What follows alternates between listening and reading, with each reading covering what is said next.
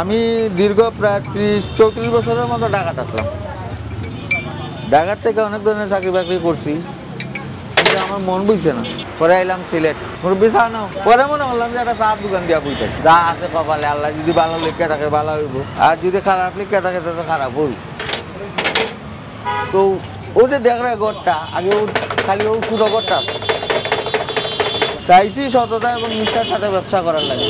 আমার যত কাস্টমার আছে সবাই আমি আমার নিজের ফ্যামিলি মেম্বারের মতো মনে করি। ফ্যামিলি মেম্বারের মতো ট্রিট করাতে কিতা হয়েছে, ওই একজন আইসে চা খাইতে, মনে করো তুমি আইসো, তুমি কি আরো 10 জনটা করছো, চলো অন্য যাই, এক দাঁড়িয়েলা বেটা আছে খুব ভালো মানুষ, মনে গিয়া চাও খাইবা, চাও ভালো আছে, মানসম্মত, দামও কম।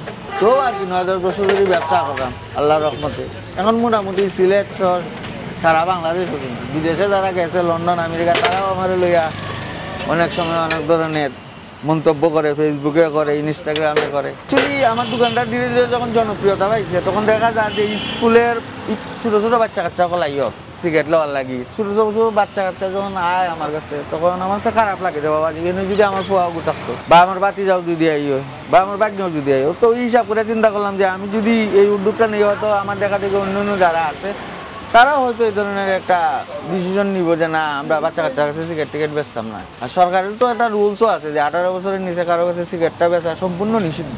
তো আমরা এটা মানলাম না, আসলে লাভের দিকে চাইয়া যে আমরা বেনিফিট হইব ওই হিসাব করে। আসলে বেনিফিট কিচ্ছু না, ভুল এটা। আমি তো লাগাইছি 4 মাস 5 মাস হয়ে যাক, তো দেখা যায় আমার সিগারেটের উপরে তেমন এফেক্ট নাই, কিন্তু বাচ্চা কাচ্চা যারা আছিল এরা আমার বেচা কিনিও কম না, আল্লাহর রহমতে বেচা কিনে আরও দিন দিন গ্রোথ ইলান না যে আমার বেচা কিনে কমে গেছে। আমার এই দুটোটা চা পপুলার, মোস্ট পপুলার হলো আমার রং চা। রং চার ভিতরে আমি কালি জিরা দিই, লেবু দিই, আদা দিই, লবণ দিই।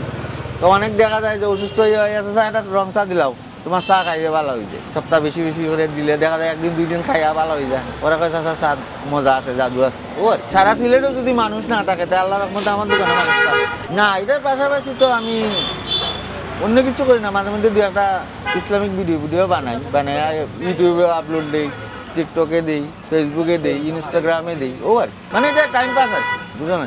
দাড়ি তো আমাদের নবী করিম সাল্লাল্লাহু আলাইহি সাল্লাম বলছে যে দাড়ি রাখো এবং ছেড়ে দাও। দাড়িতে তো কুরকাচি লাগে, এবার কোনো হাদিস দলিল নাই, আমি পাইছি না। ঠিক আছে, যত বড় মূর্তি সকল আছে, দেখো যে আমার মতোই লম্বা লম্বা দাড়ি, হয়তো তারাটা আমার মতো লম্বা হয় না, কিন্তু আমারটা আল্লাহর রহমতে হয়ে গেছে। ও আর প্রায় 34 বছর। আমার দাড়ি তো মনে করো যে সকালে গোসল করার সময় শ্যাম্পু ইউজ করি, রাত্রে বাসায় গিয়ে যখন তাজ্জুদের নামাজ পড়ি তখন শ্যাম্পু ইউজ করে দইয়ে রাত্রে ঘুমাইলে আর জট টট লাগে না। আবার তো সকালে শ্যাম্পু, 2বার শ্যাম্পু। আলহামদুলিল্লাহ সবাই ভালোই চলে, আল্লাহ ভালো চলে। আমার এই তো আসলে মানে বাইরে থেকে আমি কোনো কেউ নিছি না। আমার ভাই আছে, ভাতিজা আছে, বাগনা আছে, তারা লইও আমার দোকান চলে। মানে ফ্যামিলি মেম্বার ছাড়া বহিরাগত কেউ এটার ভিতরে নেই। অ্যাকচুয়ালি এমনি সকালে 11:30 পর থেকে 12টা, 11:30 থেকে 12টার ভিতরে খুলি, আর রাত্রে 1টার ভিতরে বন্ধ করি। আমার নাম ফেরদৌস, আমি প্রতিদিনই আসি। বেসিক্যালি আমি সন্ধ্যার পরে আসি, কারণ আমি সিলেট যোধকুটের লোক।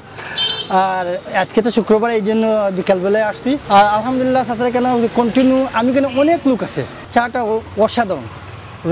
বিশেষ করে আমি বলবো যে রং চাটা ডিমান্ড অসাধারণ, খুব চলে বেশি, এবং আমরাও খাই। বা পাশাপাশি দুধ চাও চলে, যে গোয়ালিনী দুধ, এগুলো দিয়ে চলে, খুব ভালো লাগে। আমি অনেক দিন ধরে আসছি। চাচা এখানে লেখে রাখছে যে 18-র নিচে কোনো সিগারেট দেওয়া যাবে না। আসলে চাচা দেও না, কাউকে 18-র নিচে কেউ সিগারেট খুঁজলে কাউকে দেও না। আমি মূলত এখানে রেগুলার চা খেতে আসি, তার একটিমাত্র কারণ হচ্ছে এই চাচার ব্যবহার। তারপর চাচা সবসময় পরিষ্কার পরিচ্ছন্ন থাকেন। আর যেটা হচ্ছে গিয়ে চাচা খুবই সচেতন, দেখা যাচ্ছে উনি অ্যাডাল্ট কাউকে ছাড়া উনি সিগারেট বিক্রি করে না। ওনার নিজস্ব ভাষায় কিছু প্লেগার্ড এখানে আপনার লাগিয়েছে, যেটা হচ্ছে গিয়ে আন্ডার 18 যারা আছে তাদেরকে উনি সিগারেট বিক্রি করে না। আর সবচেয়ে বড় কথা যেটা হচ্ছে চাচার চাটা একদম অথেন্টিক। আর আপনি জানেন বাংলাদেশের মানুষের সবচেয়ে জনপ্রিয় পানীয় হচ্ছে চা। চা না খেলেই আমাদের চলে না। তো সেখান থেকে চাচার প্লেসটা আপনার এটা অসাধারণ জায়গায় পড়ার কারণে দেখা যায় যে প্রতিদিন এই যে ছুটে চলা মানুষের ভিড় জমে সন্ধ্যা পরে। আপনি যদি সন্ধ্যা পরে আসেন, এক পাশে ব্যাডমিন্টন খেলা চলছে, অন্য পাশে মানুষ চা পান করতেছে। এই কম্বিনেশনটা অনেক জোশ হয়। আমি সবাইকে চাচার চায়ের স্টলে চা খাওয়ার আমন্ত্রণ জানাচ্ছি। ধন্যবাদ।